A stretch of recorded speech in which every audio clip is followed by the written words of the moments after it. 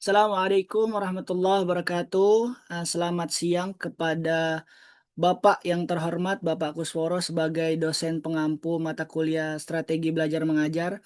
Di sini kami sebagai kelompok satu yang beranggotakan yang pertama ada Adinda, yang kedua ada Aisyah, kemudian ada Ananda, yang keempat ada Anissa, yang kelima ada Arzaluna, yang keenam Ashifah, dan ada Azahra, kemudian Christine, Clarabel, Diki, Firda, Galang, dan saya sendiri Haidir.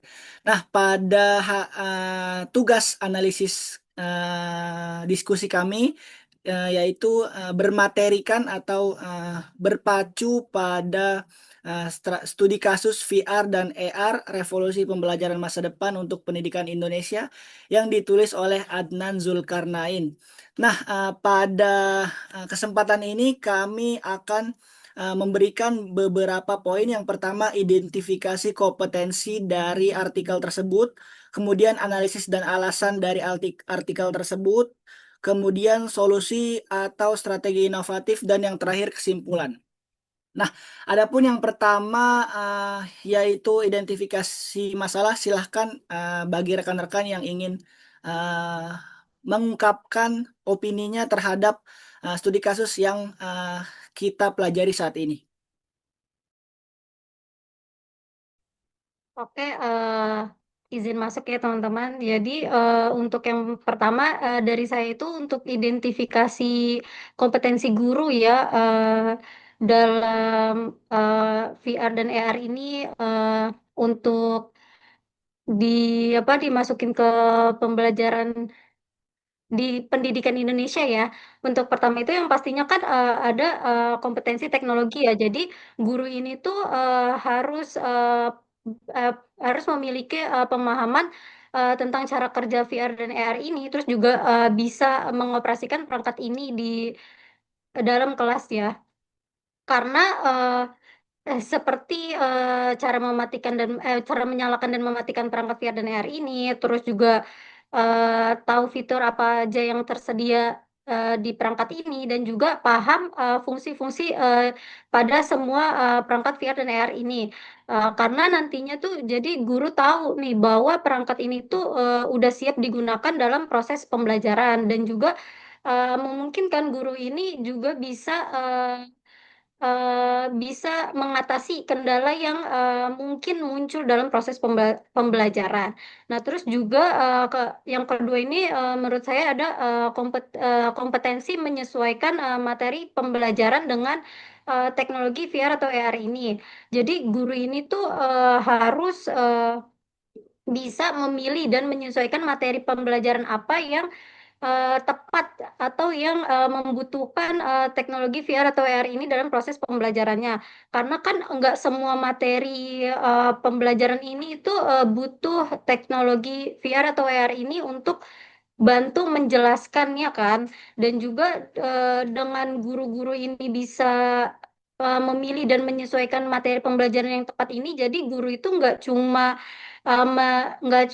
bisa meningkatkan pemahaman siswa juga, tapi juga bisa membuat pengalaman belajar siswa itu menjadi lebih seru, terus juga bermakna gitu. Kalau dari saya seperti itu. Baik, Eh, itu opini dari Adinda Safira. Sekarang kita boleh berpindah kepada opini yang lain. Silahkan rekan-rekan untuk mengutarakan opininya. Oke guys, mau izin nambahin.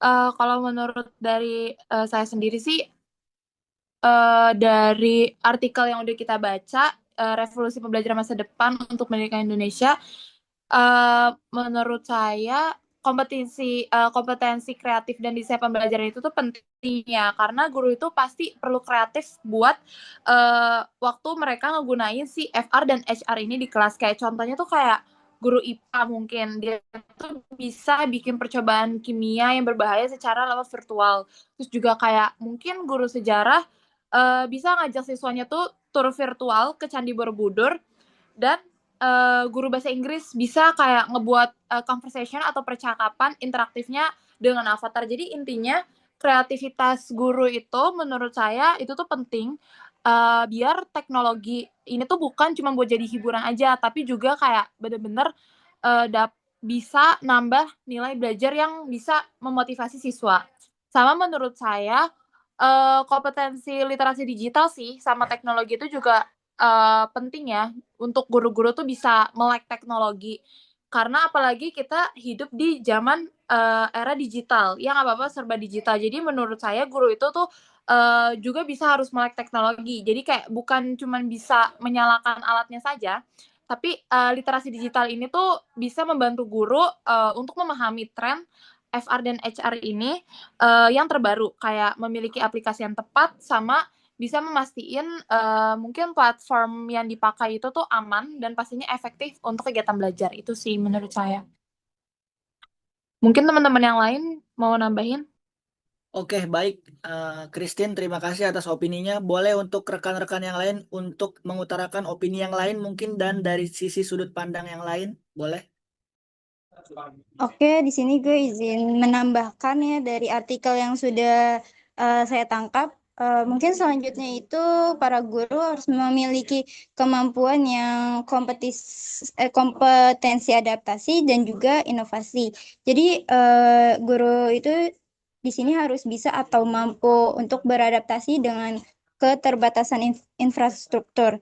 Contohnya itu kayak misalnya sekolahnya itu nggak punya handset ataupun earphone VR gitu. Nah, mereka itu dituntut secara inovatif untuk mencari solusinya, seperti menggunakan aplikasi AR di ponsel mereka masing-masing atau membuat kayak simulasi sederhana agar tetap interaktif. Nah, mungkin selanjutnya juga para guru harus memiliki kemampuan kompetensi kayak manajerial kelas digital. Jadi di sini guru harus mampu mengatur dinamika kelasnya ketika teknologi VR atau IR itu digunakan. Misalnya itu untuk mengelola waktu belajar mereka dan memastikan semua siswa-siswanya itu dapat giliran untuk memakai perangkatnya serta tetap menjaga fokusnya agar nggak cuma sekedar terpesona dengan teknologinya, agar tidak terpesona dengan teknologinya. Mungkin itu aja dari saya. Oke, baik. Terima kasih hasil daripada opini teman-teman sekalian. Jadi di sini dapat saya rangkum menjadi sebuah notulensi dari hasil identifikasi kompetensi. Terdapat 6 poin seingat saya kalau tidak salah.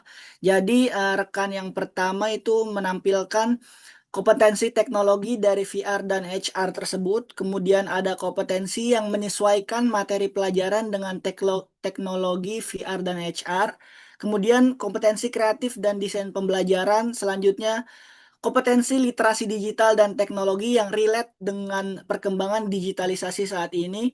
Kemudian yang kelima ada kompetensi adaptasi dan inovasi yang harus dilakukan oleh seorang guru untuk menyesuaikan perkembangan-perkembangan digitalisasi saat ini.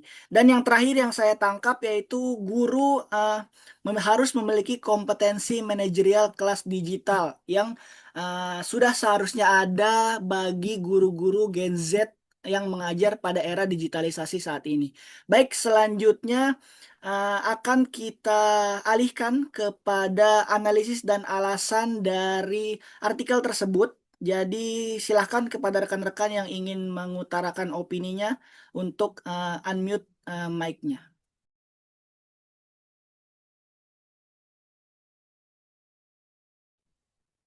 Atau kalau tidak belum ada, saya yang akan memulai. Jadi selanjutnya yaitu analisis dan alasan dari artikel tersebut.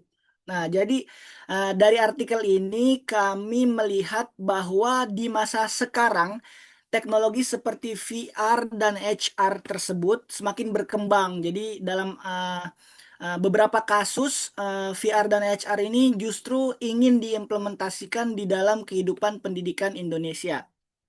Nah, melainkan selain daripada pendidikan di Indonesia khususnya seperti yang ditulis oleh penulis artikel tersebut yang menekankan tentang bagaimana teknologi ini, VR dan HR ini secara imersif masuk di dalam dunia pendidikan dengan menawarkan beberapa cara pembelajaran yang cukup lumayan efektif dan efisien. Jadi cara belajar dengan menawarkan cara belajar yang interaktif, dengan menawarkan cara belajar yang menyenangkan dan merata dalam kondisi tantangan infrastruktur dan biaya yang cukup tinggi. Jadi analisis kami Pak yang pertama itu dalam artikel tersebut ada beberapa poin atau ada kurang lebih beberapa poin yang saya tangkap. Yang pertama, penulis menjelaskan bahwasanya apa itu VR dan HR. Yang ada pun VR tersebut adalah teknologi yang memungkinkan pengguna masuk ke dalam dunia digital sepenuhnya. Misalnya memakai headset dan berada di situasi virtual yang mana memungkinkan seseorang tersebut berada seperti di laboratorium atau di museum tanpa harus hadir secara jasad, secara jasmani. Jadi murid bisa melihat laboratorium atau museum tanpa harus hadir di tempat tersebut dan di waktu yang tersebut. Baik, begitu alasan daripada penulis menjelaskan beberapa definisi daripada VR dan HR untuk memberikan pengantar terhadap pengimplementasian VR dan HR tersebut di dalam dunia pendidikan. Kemudian manfaat selanjutnya silahkan rekan-rekan sekalian untuk mengemukakan argumen masing-masing.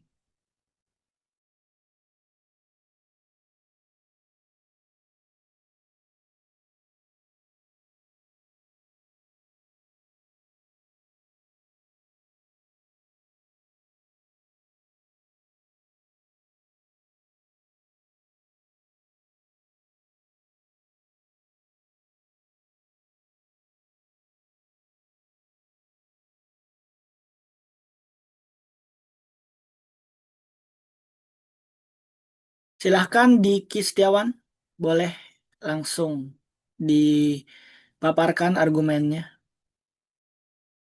Oke, izinkan saya untuk apa berargumen ya. Nah, di topik kali ini kan yang kata VR dan AR pasti kan punya potensi ya.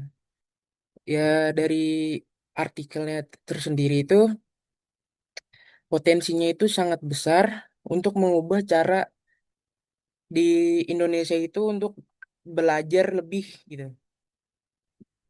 Nah, dalam dunia pendidikan sendiri, kedua teknologi ini bisa beri kita pengalaman belajar yang lebih menarik tentunya, lalu juga bisa lebih interaktif dalam apa namanya bidang belajar yang dikembangkan saat ini. Dan juga itu bisa lebih dalam dibandingkan metode belajar yang seperti biasanya kayak waktu kita sekolah SMA atau SMP bahkan SD ya. Nah, AR sendiri itu bisa menampilkan materi pembelajaran dalam bentuk 3D. Jadi kita lebih gampang untuk apa? Gampang untuk lebih belajarnya dan juga lengkap dengan penjelasan dan suaranya. Jadi kita dipermudah gitu. Sehingga siswa sendiri itu lebih mudah memahami hal-hal yang abstrak atau rumit. Saya ambil contoh dalam pembelajaran sains seperti biologi ya. ER itu bisa nunjukin struktur tubuh manusia atau proses biologis yang sulit dilihat secara langsung, yang membuat pemahaman dan keterlibatan siswa itu bisa meningkat gitu kalau adanya AR ini. Nah, sementara itu dari sisi VR bisa membuat simulasi lingkungan yang terasa realistis seperti yang tadi diucapkan oleh rekan saya, Christine ya. Jadi siswanya sendiri itu bisa melakukan eksperimen dan juga mengunjungi tempat tertentu atau melatih keterampilan tanpa harus keluar dari kelas. Jadi kita dipermudah lebih apa ya dalam kelas tapi nyata gitu, gampang lah. Sehingga mengurangi apa ya resiko dan biaya yang biasanya terjadi dalam pembelajaran di lapangan atau laboratorium nyata. Itu opini saya sih. Yang lain silakan untuk menambahkan. Baik, terima kasih Diki atas argumentasinya. Dari analisis dan alasan ini kita telah mendapat 3 poin, yaitu manfaat, yaitu definisi VR dan HR, manfaat dan potensi. Nah, pada opportunity atau potensi ini, ketika dia ada, maka tidak menutup kemungkinan bahwa tantangan juga akan ada, atau tantangan yang dihadapi juga akan tetap berpotensi ada. Maka pada tantangan ini silahkan untuk rekan-rekan untuk menyampaikan argumentasinya. Boleh Luna atau Clara? Izin ngasih argumen ya teman-teman. Jadi kan VR ini kan pasti punya tantangan tuh. Nah, tantangan ini tuh selain yang udah dijelasin tadi tuh yang di awal identifikasi, yang udah diidentifikasi itu kan ada beberapa guru yang masih belum punya kemampuan untuk menggunakan VR atau AR ini. Nah, karena pendidik di kita tuh masih menggunakan metode pembelajaran menggunakan konvensional, yang dimana kalau misal kita pakai VR atau AR ini tuh jadi kayak susah. Kalau misal ada sesuatu pembelajaran pakai VR atau AR ini tuh mereka tuh nyusunya juga apa ya, agak lain gitu. Nah, terus juga selain itu masalah lain juga tuh kayak di Indonesia kan masih ada tuh kota-kota kecil, desa-desa terpencil yang belum punya eh, belum belum ada sinyal atau kurangnya perangkat keras gitu. Kayak tadi tuh yang dijelaskan sama Nanda, kalau misal kita tuh butuh headset dan lain-lain gitu. Nah, kalau kita pakai VR atau AR ini tuh butuh koneksi internet yang kuat juga. Terus juga kalau dipakai barang-barang perangkat yang berbasis cloud atau biar bisa pembelajaran itu berjalan dengan baik gitu. Sekian sih argumen dari saya. Oke, tantangan kita sudah dapat. Boleh untuk dilanjutkan kepada rekan saya, Clara, untuk mengutarakan argumentasi dan opininya. Oke, izin nambahin. Paling dari segi tantangan yang udah disebutin barusan, sebenarnya ada juga beberapa tantangan lainnya kayak misalnya contoh materi-materi yang beredar yang dapat diimplementasikan ke VR atau AR itu kadang tuh masih menggunakan bahasa asing. Jadi masih berkebelakang kan dengan sistem pembelajaran kita yang dimana kayak banyak kan ya bahasa Indonesia gitu. Namun untuk yang masalah pemerataan mengenai internet yang belum rata tentang kecepatannya, sekarang ini juga udah banyak kok yang udah bisa offline, bahkan dia itu sesimpel yang penting dia punya HP itu udah bisa mengakses dari VR sama AR tersebut. Jadi eh, tidak menutup kemungkinan VR dan AR ini untuk dicoba sih, lebih baiknya dicoba di sistem Indonesia, dilakukan masa percobaan. Jadi benar-benar nanti dapat diterapkan gitu. Cukup. Oke, terima kasih kepada rekan-rekan sekalian yang telah mengutarakan argumentasi dan opininya dari analisis dan alasan. Baik, kita langsung masuk kepada poin solusi atau strategi inovatif. Kepada rekan-rekan yang ingin mengutarakan opininya, silahkan untuk unmute.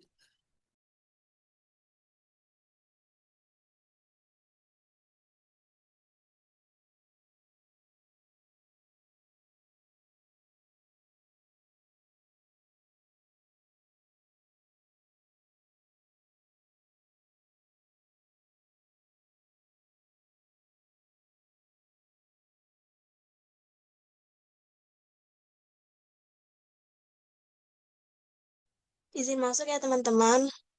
Jadi kan tadi tantangan udah dibicarain ya sama teman-teman semua. Untuk solusi atau strategi inovatif ini kan di artikel juga udah terlampir ya beberapa langkah penting seperti kerjasama dengan industri, teknologi, atau penyediaan perangkat terjangkau, pelatihan guru, pembuatan konten, dan lain sebagainya. Nah, menurut saya ini ada salah satu solusi yang bisa kita pakai gitu untuk mengatasi keterbatasan perangkat VR. Contohnya ini untuk memaksimalkan teknologi AR yang lewat smartphone seperti tadi yang udah disinggung sama Clara juga. Karena seperti yang kita tahu kan hampir semua siswa sekarang ini udah punya HP. Semisal belum punya HP itu bisa pakai HP gurunya dulu. Jadi aksesnya juga jauh lebih luas gitu dibandingkan dengan headset VR yang harganya sekarang ini masih tinggi. Contohnya kan ada aplikasi AR ya yang bisa nampilin objek tiga dimensi kalau kita ini ngarahin kamera HP kita ke gambar tertentu gitu. Nah, aplikasi ini juga bisa ngedownload hasilnya. Jadi kalau udah di-download, ini bisa dibuka secara offline. Jadi kalau untuk siswa-siswa yang daerahnya masih sulit sinyal, terus sinyalnya masih kurang bagus, itu masih bisa tetap membuka apa yang dihasilkan dari aplikasi AR ini. Contohnya kayak objek tiga dimensi, model anatomi tubuh, bangunan bersejarah, atau yang lainnya. Jadi walaupun pengalaman AR-nya nggak seimersif dengan VR, dengan headset, tapi tetap memberikan efek yang interaktif gitu, dan jauh lebih menarik dibandingkan pembelajaran konvensional biasa yang masih ada di Indonesia gitu, menurut saya. Mungkin teman-teman ada yang mau nambahin?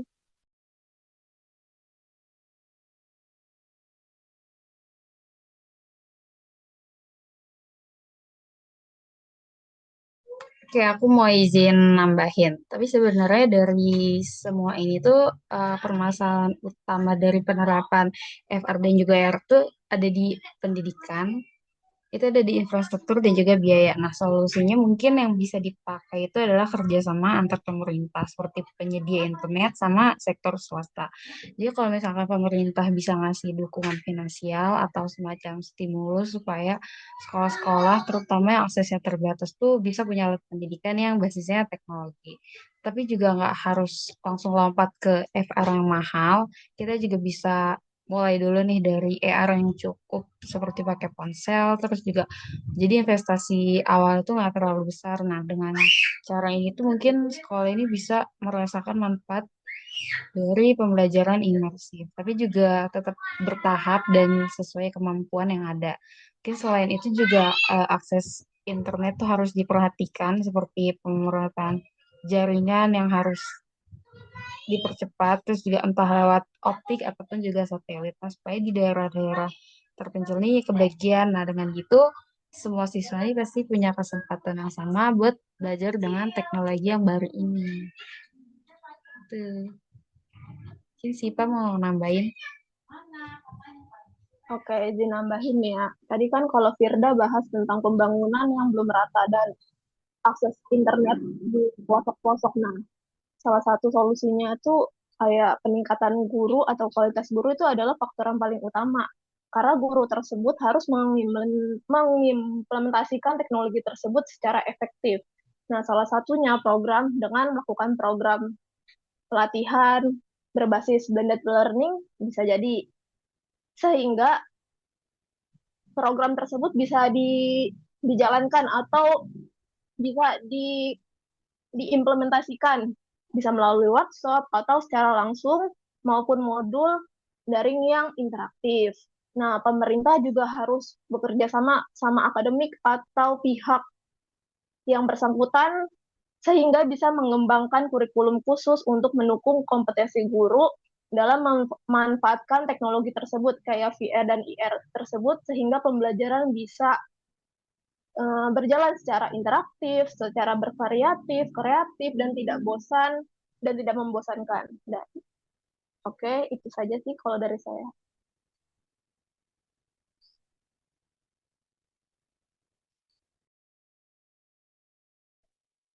Oke, mungkin izin nambahin juga ya. Ada mungkin beberapa hal juga yang perlu dipertimbangin di balik hal-hal yang udah dijelasin sama teman-teman tadi. Eh, karena untuk penerapan dari VR dan XR ini bakal banyak memakan biaya pastinya dan juga Indonesia pastinya belum siap secara total untuk penerapan ini. Pastinya ada beberapa langkah yang mungkin bisa dilakukan terlebih dahulu agar akhirnya penerapan ini enggak sia-sia dan enggak merugikan baik dari pihak penyedia dan pihak pemakai teknologi ini. Nah, yang paling utama pastinya kita harus mengukur dulu tingkat efektivitas dan juga benar-benar melakukan penyempurnaan dalam penerapan teknologi ini. Karena akhirnya ketika memang penerapan ini diratakan tanpa ada uh, akhirnya melakukan atau mengukur efektivitas dari penggunaan teknologi ini, pasti akhirnya bakal sia-sia karena dari setiap daerah ke daerah lainnya pasti memiliki tantangan dan juga hambatan yang berbeda, baik itu dari geografis atau kompetensi dari guru dan juga siswa. Nah, itu merupakan salah satu faktor yang paling krusial juga akhirnya untuk bisa dilakukan terlebih dahulu untuk penerapan teknologi ini. Dan juga mungkin hal yang akhirnya bisa menjadi fokus utama dari penerapan teknologi ini mungkin dari segi pendidikan inklusif, yang mana akhirnya teknologi VR dan AR ini bisa sangat membantu bagi teman-teman yang akhirnya memang memiliki kebutuhan khusus. Mungkin seperti teman-teman yang akhirnya punya penglihatan yang terganggu bisa menggunakan VR dan AR ini agar bisa melihat dengan lebih jelas dari tampilan dari VR ataupun AR ini juga. Atau mungkin contohnya juga boleh diterapkan kepada anak-anak autisme, yang mana penerapan VR dan AR ini bisa memberikan mereka bisa mencoba untuk melakukan interaksi sosial, tetapi hanya dalam bentuk simulasi. Tapi ini pasti bisa sangat membantu bagi teman-teman yang berkebutuhan khusus. Mungkin cukup dari saya. Terima kasih.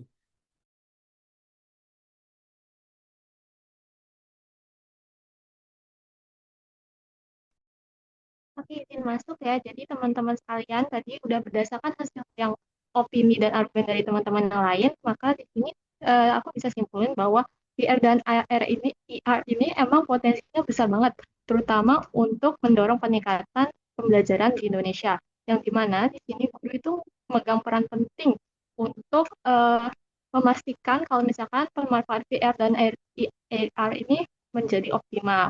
Dan guru di sini juga kayak yang tadi udah teman-teman jelasin, nggak cuma dituntut untuk mampu mengoperasikan perangkat, tapi juga harus bisa menyesuaikan materi pembelajaran, terus kelas digital, serta beradaptasi dari segala keterbatasan dan tantangan yang ada.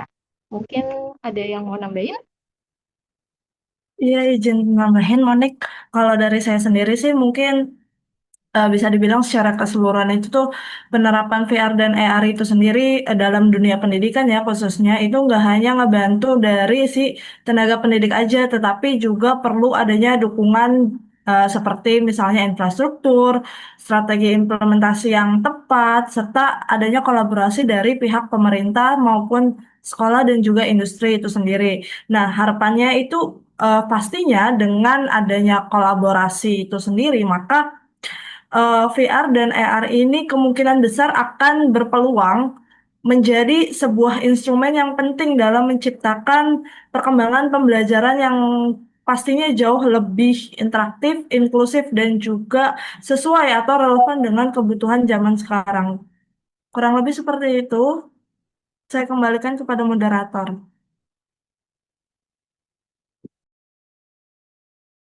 Baik, terima kasih kepada seluruh rekan-rekan yang telah mengutarakan berbagai macam argumentasi dan opini terhadap artikel yang sedang kita analisis saat ini. Jadi, dapat kita tarik kesimpulan, VR dan HR ini merupakan sebuah langkah baru untuk revolusi pembelajaran di dalam dunia pendidikan. Namun, terdapat catatan penting untuk dunia pendidikan, khususnya kepada pemerintah. Tanpa adanya dukungan APBN atau APBD atau campur tangan daripada negara, VR dan HR ini tidak akan berjalan sesuai dengan apa yang ditujukan karena terkendala beberapa tantangan-tantangan yang tadi sudah dijelaskan. Baik, sekian penjelasan dari kami kelompok 1 kepada Bapak Kusworo. Kami ucapkan terima kasih, dan kepada rekan-rekan sekalian, kurang lebihnya mohon maaf. Billahi taufik wal hidayah. Assalamualaikum warahmatullahi wabarakatuh. Waalaikumsalam warahmatullahi wabarakatuh.